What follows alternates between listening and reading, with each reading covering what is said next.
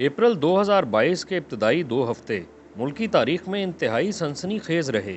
अब किसी कदर गर्द बैठ गई है और एक आइनी बहरान के बाद बिल आखिर नई हुकूमत मसनदे इक़्तिदार पर विराजमान हो चुकी है।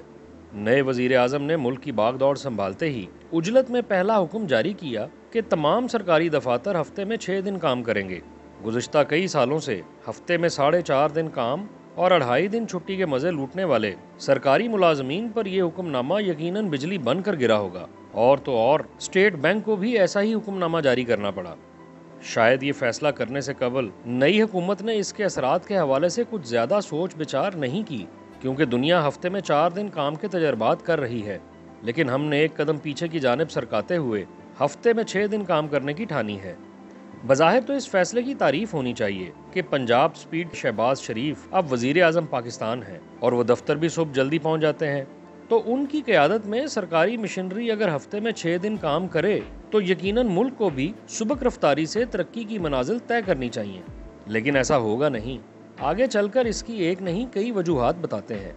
दरअसल हफ्ते में 5 दिन काम करने का फैसला 2013 में उस वक्त किया गया था जब पाकिस्तान को तवानाई के शदीद तरीन बहरान का सामना था और कई घंटों तक बिजली गायब रहती थी। मज़कूरा फैसले का मकसद सरकारी दफातर में इस्तेमाल होने वाली बिजली की तलब कम करके लोड शेडिंग के औकात में कमी करना था। इस फैसले के मुस्बत नताइज भी सामने आए और हुकूमत काफ़ी मिकदार में बिजली बचाने में कामयाब रही।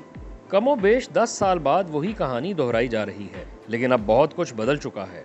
दुनिया में कमोडिटी के नरखों में इजाफा, सियासी व जोग्राफियाई तनाज़ात और दीगर अवामिल की वजह से तवानाई की कीमतें आसमान को छू रही हैं और दुनिया तवानाई के हसूल के लिए मुतबादिल वसाइल पर सरमायाकारी कर रही है।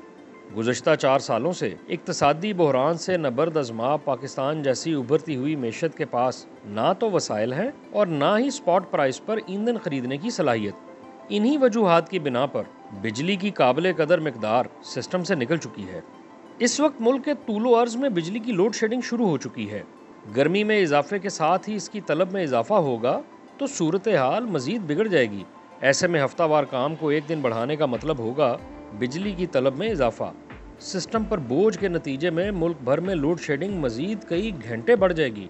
लोड शेडिंग से तंग लोग जनरेटर ज़्यादा इस्तेमाल करेंगे तो डीजल की खपत बढ़ेगी, जिसका दोहरा नुकसान होगा। यानी हम ना सिर्फ ज़्यादा बिजली इस्तेमाल कर रहे होंगे बल्कि महंगे दामों डीजल भी दरामद करेंगे, जिससे दरामदी बिल कई गुना बढ़ जाएगा। जब तक हफ्तावार एक इजाफी वर्किंग डे से अफरादी कुव्वत की पैदावारी सलाहियत यानी प्रोडक्टिविटी में इजाफा नहीं होता तो उसके फ़वाइद कम और उससे जुड़े माशी नुकसानात कई गुना ज़्यादा होंगे।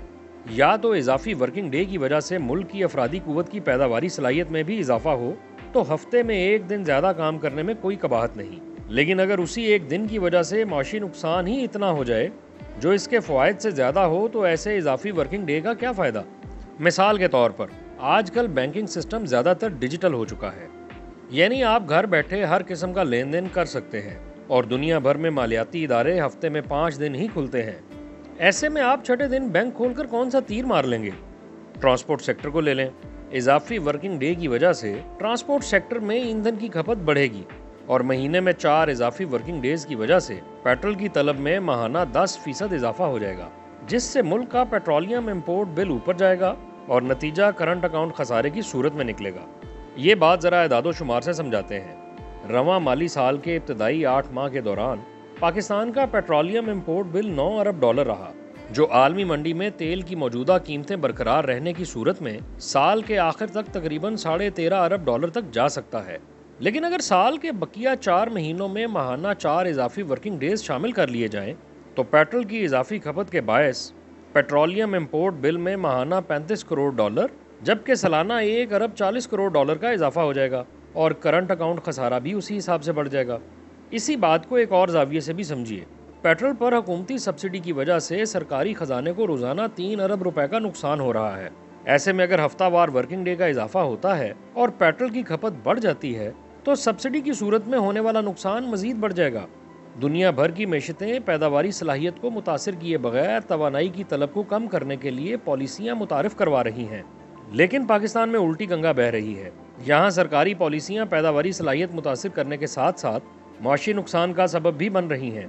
वर्किंग डेज की तादाद में इजाफा दर हकीकत मुलाजमीन की उजरत को भी कम कर देगा वो भी एक ऐसे मुल्क में जहां महंगाई पहले ही दोहरे हिस्से में दाखिल हो चुकी है और जिससे निपटने के लिए उजरत बढ़ाने की ज़रूरत है। लेकिन हुकूमत क्या करे? हुकूमत को हर सूरत तवानाई की तलब कम करने की ज़रूरत है, चाहे उसके लिए कीमतें बढ़ाना पड़े या सब्सिडी ख़त्म करनी पड़े या फिर डिमांड मैनेजमेंट पॉलिसी मुतारिफ करवाई जा सकती है। सरकारी मुलाजमीन को हफ्ते में एक दिन वर्क फ्रॉम होम की इजाज़त देकर कौमी सतह पर ईंधन की बचत हो सकती है। इसी तरह वर्किंग डेज में से एक दिन कारोबारों को अपने औकातकार कम करने पर मजबूर किया जा सकता है, जिससे यकीनन ईंधन की खपत में कमी आएगी और नतीजतन मैशत को नुकसान नहीं पहुंचेगा।